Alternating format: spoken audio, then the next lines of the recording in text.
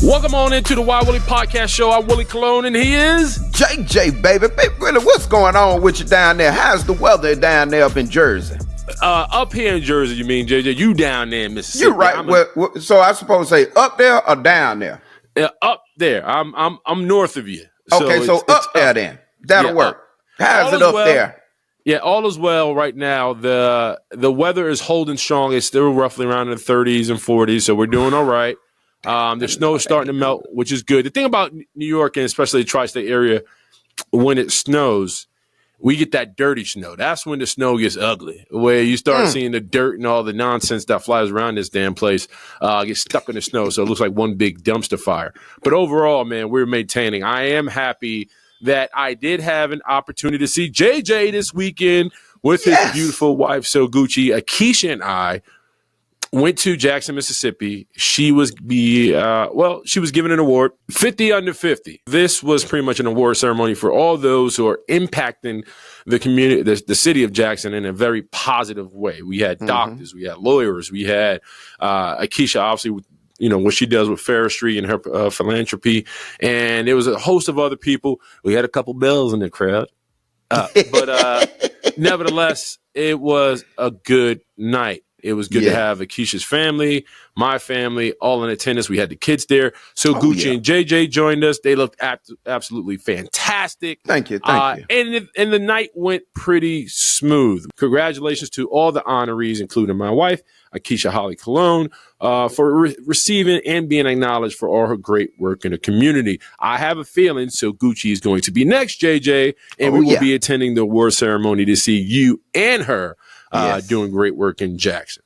Yes, I look forward to it, Big Will. I'm going to be honest with you. First of all, it's about 60 degrees down here, so y'all keep that weather down there. We don't need it up here. We enjoying it. Matter of fact, So Gucci is walking right now, getting her exercise on, going up and down the hill, up in the streets and everything. And it was just a great opportunity to see you and Akeisha finally come down this weekend and get away from some of that cold weather and come on down to your roots, where Akeisha roots at, and be able to achieve that good award where she wasn't so cold at. The only thing I regret about going down to Jackson, Mississippi is it threw me off my diet, Jay. Somehow going down south.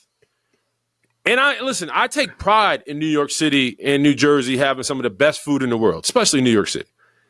But there's something about that goddamn down-home cooking that just speaks to my soul on a whole nother level. We had the opportunity to hang out with Akeisha's family. They all came over to kind of see the kids, and we kind of reminisced and obviously talked about everything that has happened and what's going on with us currently. And one of Akeisha's sister's friends came over with some deer sausage. Ooh, I missed that. I be god dang. It was deer sausage with this rice and Colby Jack cheese. Oh yes, and you tell it was so good. It was fresh off the I guess grill, however it's prepared. And man, they was like, Willie, you want some deer sausage? And I was like, yeah, sure. I'll eat anything. I don't give a shit. And JJ, I cracked that thing open. Yes. And it just spoke to me. I was like, God, I mean, I've never thought deer sausage would be that damn good. Never thought. I had one of them, and then the Negro in me, if you will, slapped that thing between some white bread and mustard. Ooh. Big Willie, you're making me hungry. You're making me hungry, Big Willie. Oh, JJ, I just don't, it just spoke to me on another level. And so from that point on, my diet has been out the window. It was when I left Jackson, I was on the plane with the kids, and we left Sunday right after the award ceremony. We got back to Jersey Monday. I told myself, get your ass back on track. So I am currently doing a 3-day water fast. Monday went well. Today I was able to get my lift. Akeisha and I did what grown folks do when the kids are away. We had a little love session. That's what I'm talking about. Yeah. And so I'm holding strong. I got my water right here. So I've been drinking. That's a big water, Big Willie. That's a big water, Big Willie. It's a lot. It's a big man. It's a big man right here. So so I was able to do. I'm in the process of doing that. My water fast ends Thursday, maybe Friday, depending on how I feel. And just to slap me back on track, because JJ, as I mentioned, you forgot, because we've talked about it. I am doing a Spartan race the beginning of March from the 7th through the 9th in Houston, Texas. 1 mile, right? 1 mile. So it's a total of 5 miles. There's 20 obstacles along the way. It goes from like climbing this like wall to monkey bars to all this other stuff. Throwing a spear. Oh, you gotta film this. I gotta see this, Big Willie. Where Keisha? Yeah, I know she's gonna be somewhere filming. Yeah, I'm gonna try to document as much as I can. I'm looking forward to it. It's a good thing because I realized, JJ, as the year came upon us in 2025, which we're currently in, I realized, Willie, you got to get back in warrior mode. And I realized I need something physically that can challenge me physically. I need something physical that can challenge me physically. That's yes, sir. Sir. So that's where I'm at. And that's my goal, to attack little things along the way. And I realized part of that really I need that aspect of me. Obviously, I come from a professional world of playing football.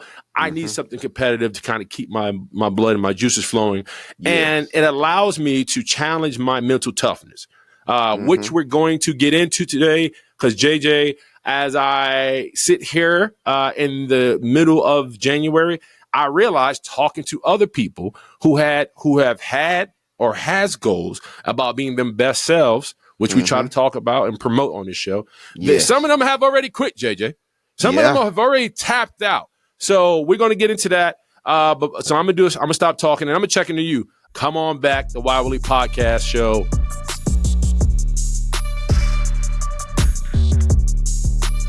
Welcome on back to the Wild Willie Podcast Show. Hey, quick congratulations to the Philadelphia Eagles.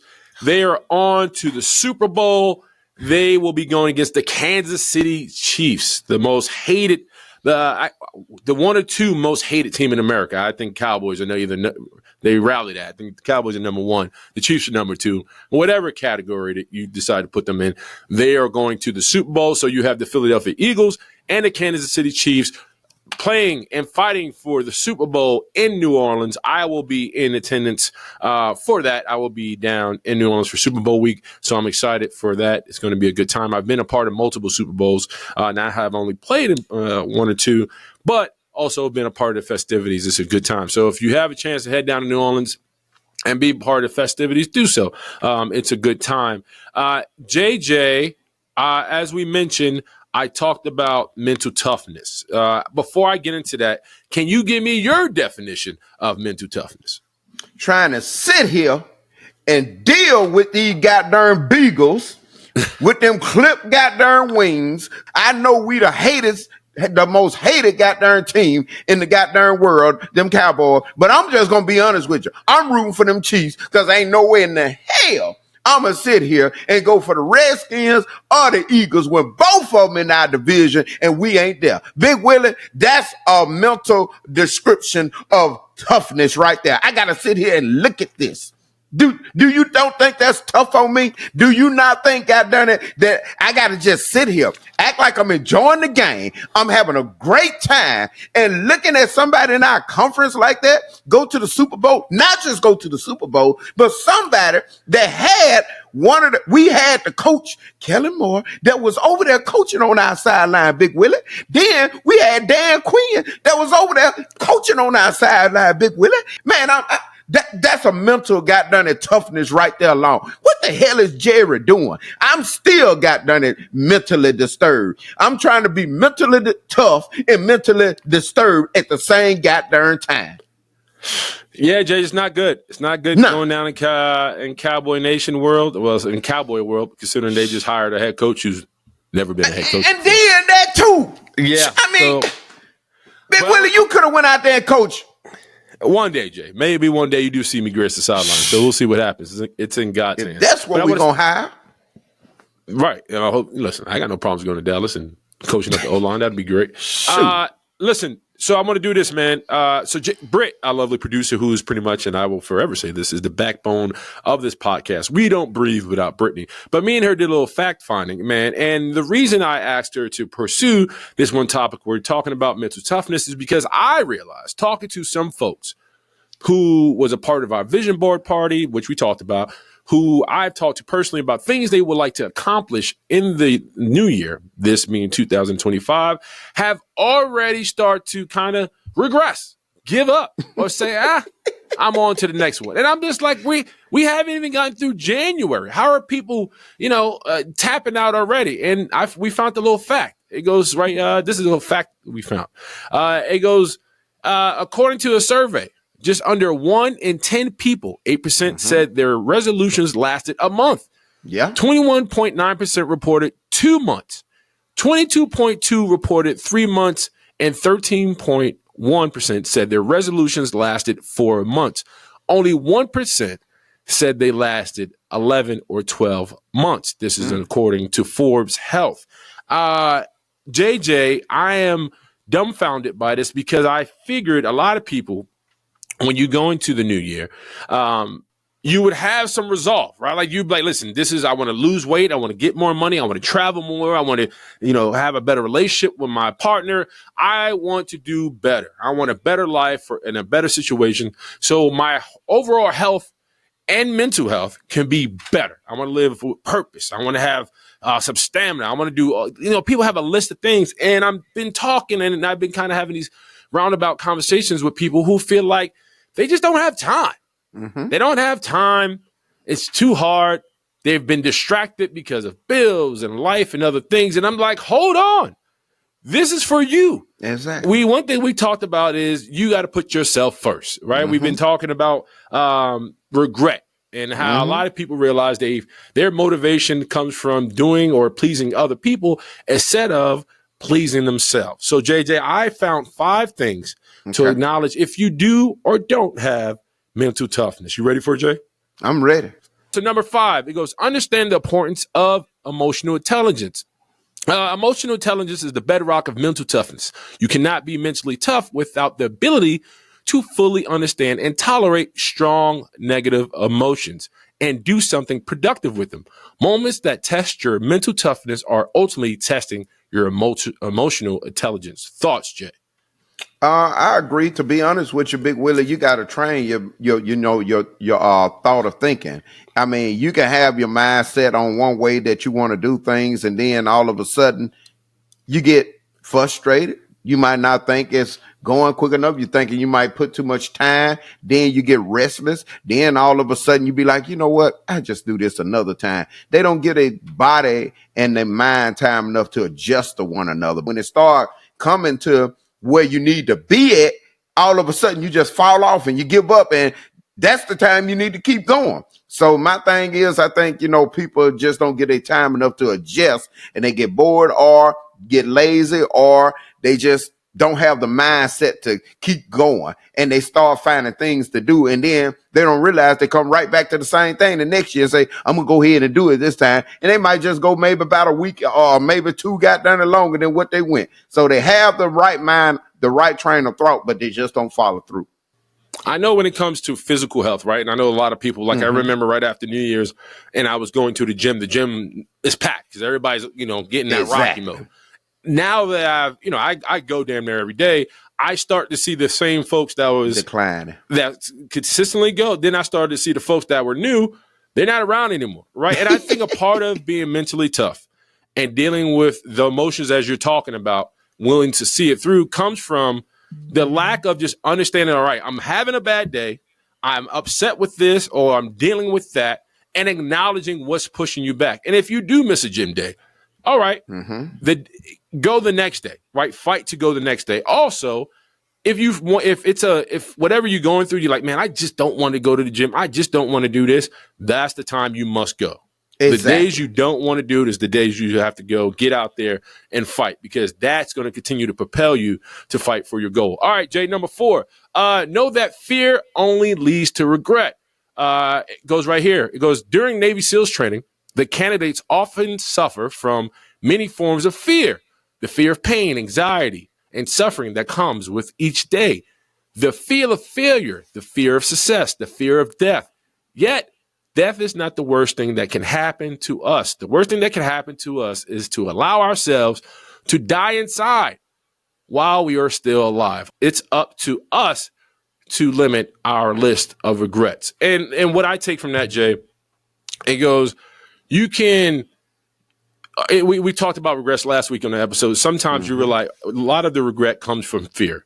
And when you start to unwrap that and you get all the way down to it, there's nothing there but just your anxiety. It's the fear of failure, the fear of rejection, the fear of everything that comes along with trying to be the best you or pursue something. And I think if people ever took the time to really just say, all right, this is acknowledge what I'm afraid of, acknowledge what's going to happen or what's not going to happen, understand some things are simply out of my control. Jay, I want to ask you this real quick. Is there anything or has there been anything that you were terrified of that you realized, man, there was nothing there and I regret not pursuing it? One of the biggest fear, I think I had when I was coming up, and I think everybody probably have this fear as a man, is being told no when you got done and want to holler at a girl, got done with a conversation, when you got done, when you a little boy trying to come up, learn the game, and all of a sudden you like this girl and you want to got done and she gonna turn you down. And Big Willie, you had to get used to got done. You had to build yourself up in that fear to being able to step to this person, because if you don't, it's a no anyway, but you were embarrassed if she tell you no. So you had to build yourself up to got done and accept rejection if it come to you. So I think that, and then you got your partners looking, and back then when them days got done, you go up to try to step to her and she got done look at you like, I don't know what you're talking to me, and your partner's over there, she turned them down, but it made a man out of a boy.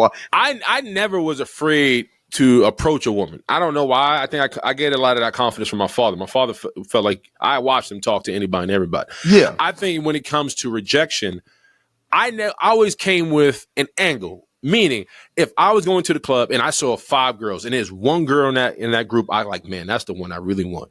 Yeah. And there happened to be 2 other girls who were maybe, if the girl I liked was a 10, and they were like 6s or 7s around, I gave them the most attention. Because I realized, I'm serious, because I realized if I went straight for the 10, 1, her guard was already up. 2, all her girlfriends already judging me and how I approach her. And even if she didn't like me and her girlfriends didn't like me, or excuse me, if she liked me and her girlfriends didn't like me, most of the time she was going to side with her girlfriend because that's her security blanket. So I was like, I got this. But I would work it. I would flirt with everybody, laugh, conversate, get them around the drinks. And 5 or 10 minutes in, I started working my way to the girl who I liked. Because exactly. Most hot girls like attention, right? Yeah. When you don't give them the attention, they feel left out. And so once I started feeling like they were more engaging into the conversation, they felt left out, or like, because in their head, girls have egos. Well, they admit all girls have egos. So I was like, oh, if there's somebody in the group she thinks they're better than, she's going to now like, well, what's about her that he sees? Like they now they transform, and then that's when the Venus flytrap comes out. Yeah, wham, got him. You got and darn right. Charming them and working them, get them to laugh, and I like to dance. Yes, and I was a big brother that can dance, and so once I get the dance moves with the liquor and the conversation, man, and the number, man, bon appetit. Now, see, that's how I was afterwards, Big Willie. I'm talking about when the younger age got done at like 5 and 6 and 7 and 8. But once got done it, you got done right. Got done it. Hey, I'll be honest with you, Big Willie. I don't know how I had it, but got done. I called myself having 12 girlfriends when I was age of 6 and 7. Now, they didn't claim it, but I was claiming them. I hear you, Jay. Hey, let's move on to number 3. Focus on what is in your control.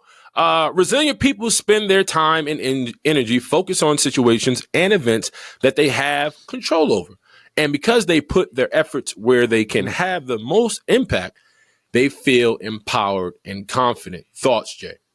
You feel in control when you basically feel comfortable within yourself. You know what I'm saying? When you feel less control when you don't feel confident up in yourself. If things ain't going right in your life, you got to depend on people. You never just out there doing things to get yourself in a position where you don't have to depend on nobody. Then you feel less control because you feel like you got to depend on somebody in order to make it through life. But when you got done it balling, you got everything going in your favor. You did what you had to do. You got done, it was in the mud, you grind, you did everything to get into position, then it feel like you got more control of what's going on up in your life. And that's I'm gonna be honest with you, that's a good way to feel. So I feel like if you got things going like it need to be, you're in more control. But if you always have been dependent on somebody, you have less control. Yeah, I think when it comes to mental toughness and being able to control what you control, really starts with how you start your day, right? Mm-hmm. I think I like to always start my day with a sense of gratitude. I brush my teeth, I do a number two. I jump in the shower. I usually take care of whatever. I iron the kids' clothes, and I read the word. I get right to the Bible, man, and I say, hey, God, thank you for waking me up today. Thank you for being underneath one roof with my family. Thank you for all the abundance and everything that you allow me to have. And I don't dwell on the superficial stuff. I really just focus on the physical, the ability to breathe, see, hear, walk, and talk is all things I don't take for granted, because if you pay attention to the world around us, there are people who walk around that don't have those abilities. So I show gratitude right away. And that's a way of setting my up for control. It's telling my mind physically, like, hey, man, this is what God has allowed you to have. This is what you can control. And then from there, I kind of build myself up even more, saying, all right, one thing you can control today, Willie, is your attitude. Right? Your attitude is your responsibility. And I'm not always in a good mood. I'm a very ornery person. Like sometimes I'm in a good mood, and sometimes I'm like, I don't want nothing to do with anybody in this house. I want to go sit in the corner somewhere and be quiet. But I also realize my attitude and my mood sometimes alters the house. So what I do, if I feel like I'm in a bad mood, I kind of separate myself, because nobody wants to be around with somebody who's going through whatever they're going through. And sometimes I don't even know I'm in a bad mood. I'm just pissed off. Keisha either says something to piss me off, or the kids are doing something. So I've learned, like, listen, if you're not in the right frame of mind, one thing you can control yourself is separate yourself, figure out what pissed you off, or you just need to maybe come down. Once you come down, then get back to the pack, right? Exactly. And that's helped me a lot. And then also realize that you can't control everything. Right? Like you can't. My wife is a control freak. She tries to have her hands on everything. I'm not like that. I think part of being an athlete and part of being an adult is realizing, with everything you got going on, find what you can control. That's what you control, and everything else you got to let God have it. Because if you don't, you will wear yourself the fuck out and stress yourself the fuck out. Number 2, here we go, Jay. It says, learn from the past, but don't dwell on it. There is a big difference here. I think this is important, Jay, because it talks about, even with the wins, it's always good to kind of break how did you achieve that success? Sometimes when we don't get things we want, we kind of stew and dwell over what went wrong, who hurt us, or what got in the way from achieving our goal.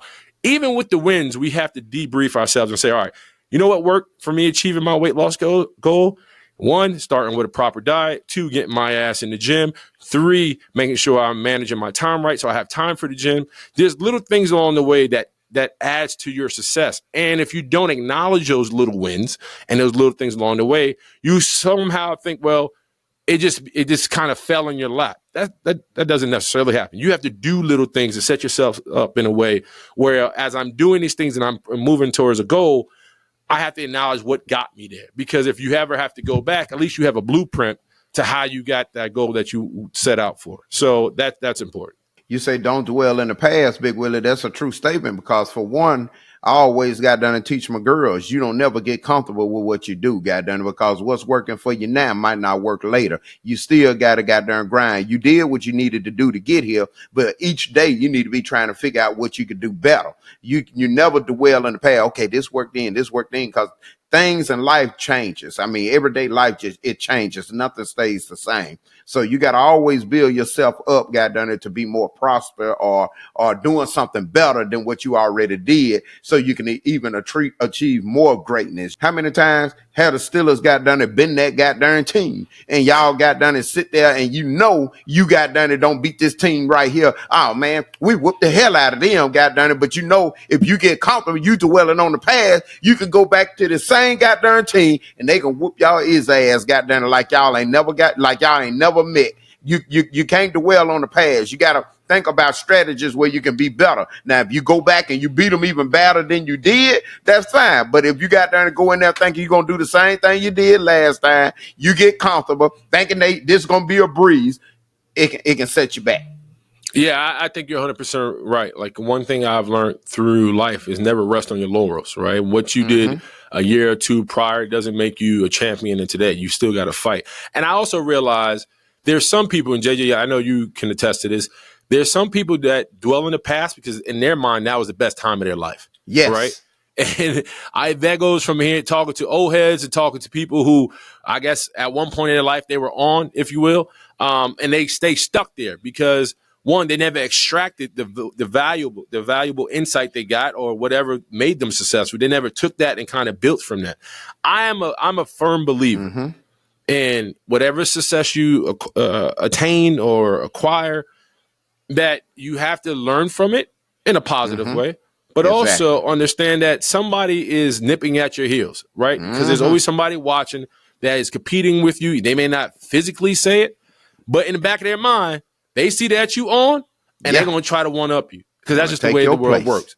Right. Yes. So you got to stay on. And that's why you respect people who are champions or top of their craft or elite, because they understand with every notch they get on their belt, there's somebody that's coming to get it, and they got to be on their game at all times. So be mindful of that. Last one, Jay says, practice true commitment. Resilient people are committed to their lives and goals. They have a compelling reason to get out of bed in the morning, which is usually early. They are not easily deterred or distracted by opportunities that are unrelated to their desired outcomes. Jay, I want you to speak to this because I've heard you talk a lot about commitment and what it takes to be committed to one goal. Obviously, you have a business. Obviously, you wanted to do better for your girls, and you were focused on what you wanted them to look like. But I want to ask you this question. Is there something you committed to right now that the people don't know? For one, I don't wake up out the bed with that guy down and sitting there giving thanks to God. That's for one. And it's like you say, however you start your morning off, that's how it's going to be. And Big Willie, I'm going to be honest with you. I try when I don't even go to work to try to just sit in the goddamn bed and just lay down. But I'm so motivated that my mind know that I have to be doing something that I just can't sit up in there. You know what? I'm just going to lay around today. However you set that mood swing, that's how your day going to get done and start out. But if you got done and sitting there saying, I know I ain't got nothing to do today, but I got to get this accomplished. I got to do that. Energy follows energy, and I always tell them money follow money. Goddamn, whatever energy and whatever you wake up with and whatever you set your mind to, that's how your energy gonna be. If you got done it negative, that's how your mind gonna be for that day, that week, that month, however it is gonna be. If you setting your mind in a positive way for that day, it can follow, from weeks to months to for years goddamn to come. You just gotta motivate yourself. I feel like once you get set up in that deep thought, even when you want to relax, you really can't relax because you're always trying to, get to a higher point than what you is. So I wake up in the morning, I get up, I thank God, I motivate my day. I'm sitting there, got down and trying to figure out what I need to do. I'm getting my notes out. So it's good to got down and refresh yourself and look over stuff, even if you think you got everything put together, because it might be something that you miss. As far as commitment, I mentioned earlier that I'm currently committed to training for the Spartan race, which is going down in Houston, Texas. I'm enjoying it. I'm enjoying it because I'm losing the weight. I'm getting to my goal. I'm feeling stronger. And every aspect of my life is better physically, so which I'm really proud of. I think what distracts people from a goal like I'm pursuing is doubt. Right? You hear people who wanted to run a marathon or do XYZ, but they didn't do it because they either got hurt or got distracted by something that's external. And I realized, like, man, once you set your mind to it, it's really about time management. If you're able to manage your time and say, hey, I'm getting up at 5 o'clock in the morning. I want to be in the gym by 6. I want to be at the gym by 7:38. From 8 to 9, I want to be able to, breakfast, pray, and get on work from work. I'm on work from whatever. If you map out your day and you understand where you should be with your time, it's hard to get distracted because your calendar and your time of day will push you along. Like, hey, and it's times where you have to understand, like, if a certain point of your day is being kind of ruffled or you're being distracted, then you know from right there, like, that person or this thing isn't good for me. Like, this is knocking me off. So it identifies what could be, snagging you or can be your Achilles heel. I think when it comes to commitment, one thing I've learned through commitment is it's not just about the consistency. It's about understanding that, one, I got somewhere to go, and two, this isn't going to happen overnight, right? Commitment comes with being understanding like this is going to take time, and I'm going to fall, and there's going to be things along the way, but I got to keep getting back on the horse. That's what's most important. I think a lot of people lose track of that. If one thing gets in their way, they're like, oh, see, it's almost like that self-sabotage. I think when you're truly committed to something, the biggest thing to fight against is self-sabotage, because that's when doubt, fears, the naysayers, on and on kind of creep in. So we're going to take a break. Come on back to the Why Willie Podcast Show.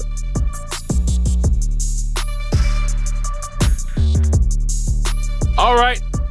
Thank you, everybody, for supporting us. And one thing me and JJ like to do is answer to the comments and questions. Yes. We have some comments and questions. JJ, you ready?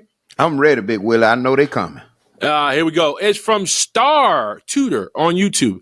Does James Harrison, woman, want him on the podcast without a shirt on? JJ, I'm going to let you answer that. Let me tell you something.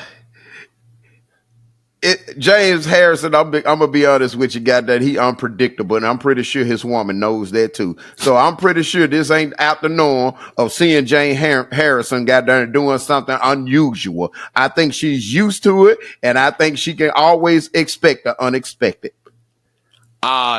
You're 100% correct. If you know James Harrison, he will keep you on your toes. Heart of gold, great man, amazing football player, even better father and human being. But if you know James, he's uncanny in a lot of different ways, but great brother overall. From Joe Jack on YouTube, first time listener. I'm only about 8 minutes in, and my sides hurt from all the damn laughing.